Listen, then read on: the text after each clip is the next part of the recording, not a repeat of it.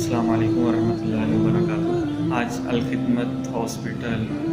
جو blood bank کے حوالے سے بنایا گیا ہے، اس میں اپنے کسی مسئلے کی وجہ سے آنا ہوا،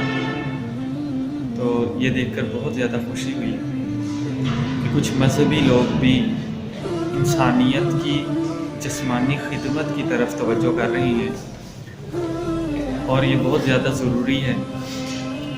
صرف اسلام کے نام پر نعرے مارنا یا صرف کلمہ پڑھا دینا یا صرف قرآن کی دعوت دینا یہ کافی نہیں ہوتا۔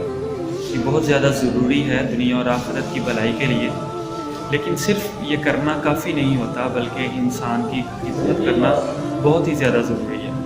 دکھی انسانیت کی خدمت، اس کی طرف توجہ کرنے کی بڑی ضرورت ہے۔ حضور صلی اللہ علیہ وآلہ وسلم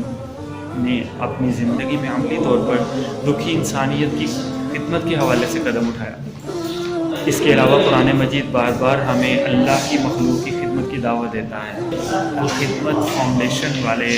جنہوں نے بلڈ بینک بنایا ہوا ہے تھیلیسیمیا کے مریضوں کے لیے، دکھی انسانیت کی خدمت کے لیے، یہ بہت بڑا کام ہے۔ صرف مولانا مودودی رحمۃ اللہ علیہ کی جو ہے بات کرتے رہنا اور ان کی کتابوں ان کے لٹریچر کو تقسیم کرنا یہ کافی نہیں، بلکہ اس طرح کی خدمات جو ہیں بڑی ہی زیادہ اعتراف کرنا چاہیے تمام لوگوں کو کہ اس طرح کی خدمات میں بڑھ چڑھ کر حصہ لیں۔ باقی بھی جتنی مذہبی تنظیمیں ہیں انہیں چاہیے کہ انسانیت کی خدمت کے لیے اس طریقے سے بڑھ چڑھ کر حصہ لیں۔ صرف تبلیغ کا کر دینا ہی کافی نہیں ہوتا، بلکہ لوگوں کے مسائل سے آگاہ ہونا بہت زیادہ ضروری ہوتا ہے۔ حضور صلی اللہ علیہ وآلہ وسلم صرف لوگوں کو اللہ کی جانب ہی نہیں بلاتے تھے، بلکہ اس کے ساتھ ساتھ لوگوں کے ان مسائل کی طرف بھی توجہ دی جاتی تھی جو ان کی دنیاوی اور ضروریات میں سے ہوتے تھے۔ تو ہمارے ہاں عموماً جو مسئلہ چل نکلا ہے وہ یہ ہے کہ ہم صرف وہ لوگ جو کہ مذہبی تنظیمیں کہلواتی ہیں، ان کی ساری توجہ اس بات کی جانب رہتی ہے کہ کس طریقے سے انسان کو اللہ کے ساتھ جوڑ دیا جائے، اور اس مقصد کے لیے صرف تبلیغ کا سہارا لیا جاتا ہے۔ حالانکہ تبلیغ کا ایک انداز یہ بھی ہو سکتا ہے کہ لوگوں کے مسائل سے آگاہی حاصل کر کے ان کے مسائل کو حل کرنے کی کوشش کی جائے۔ جب لوگوں کے مسائل حل ہوں گے تو اس انسان کا تعلق اللہ کی ذات کے ساتھ خود بخود مضبوط ہو جائے گا۔ قرآن مجید میں بھی اللہ تبارک و تعالیٰ نے واضح طور پر فرمایا کہ جہاں پر ہم نے زکوٰۃ ادا کرنی ہے وہاں پر والمؤلفۃ قلوبہم، ان کا حصہ بھی رکھا ہوا ہے کہ وہ لوگ جو کہ کمزور دل ہیں، جن کے دل کمزور ہیں اسلام کے حوالے سے،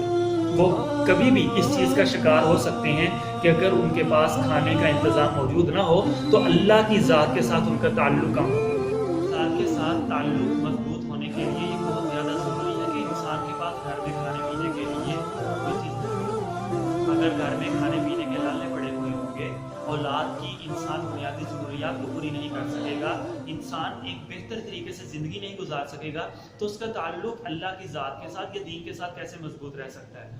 ہم ہو سکتا ہے کہ ہم میں سے کچھ لوگ میری بات کے ساتھ ایگری نہ کریں، وہ یہ بات کہیں کہ بھئی جس نے اللہ کے ساتھ تعلق اپنا مضبوط رکھنا ہے اسے دنیاوی چیزوں کی ضرورت نہیں ہوتی۔ یقیناً بات ایسے ہی ہے، لیکن ہر شخص کے ایمان کی کیفیت میں فرق ہوگا۔ کسی کے ایمان کی کیفیت یہ ہوگی کہ اسے کھانے کے لیے نہ ملے لیکن اس کا ایمان پھر بھی ترقی کرتا چلا جائے گا، جبکہ دوسرا شخص وہ ہوگا کہ جس کے پاس اگر کھانے کے لیے کچھ نہ ہو تو اس کے ایمان میں کمی واقع ہوتی چلی جائے۔ تو یہ ہر انسان کی ایک اپنی کیفیت ہے۔ تو جو عام انسان ہے، میں ایک عام فرد کا ذکر کر رہا ہوں، تو عام انسان کی کیفیت بالکل اسی طریقے سے ہے کہ عام انسان اسی وقت ایمان کے حوالے سے ترقی کرتا ہے جب وہ بہتر طریقے سے سروائیو کر سکے۔ اگر وہ معاشرے میں بہتر طریقے سے سروائیو نہیں کر رہا تو اس کا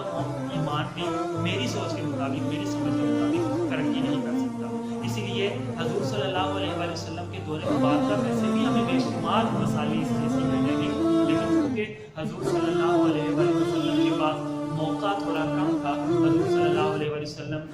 کا 13 سال کا عرصہ تو مکہ مکرمہ میں گزر گیا، اور 10 سال کا عرصہ جناب نبی اکرم صلی اللہ علیہ وسلم مدینہ منورہ میں تشریف فرما۔ تو اس دور میں بھی حضور صلی اللہ علیہ وآلہ وسلم نے ان باتوں کی طرف خیال کیا، ان کو اپنی ترجیحات میں شامل رکھا، لیکن حضرت ابوبکر صدیق اور سیدنا عمر فاروق رضی اللہ تعالیٰ عنہ کے دور مبارکہ میں ہم دیکھ سکتے ہیں کہ باقاعدہ طور پر اس پر کام کیا گیا، ایسے ادارے بنائے گئے جو کہ انسان کی فلاح اور بہبود کے لیے کام کرے۔ اس لیے ہمیں چاہیے کہ ہم میں سے وہ ادارے جو کہ اسلام کے نام پر ہیں اور تبلیغ کر رہے ہیں، انہیں چاہیے کہ وہ لوگوں کی بنیادی ضروریات کی طرف بھی توجہ کریں۔ اللہ تعالیٰ سے دعا ہے کہ اللہ ہمیں اس پر عمل کرنے کی توفیق عطا فرمائے۔ السلام علیکم۔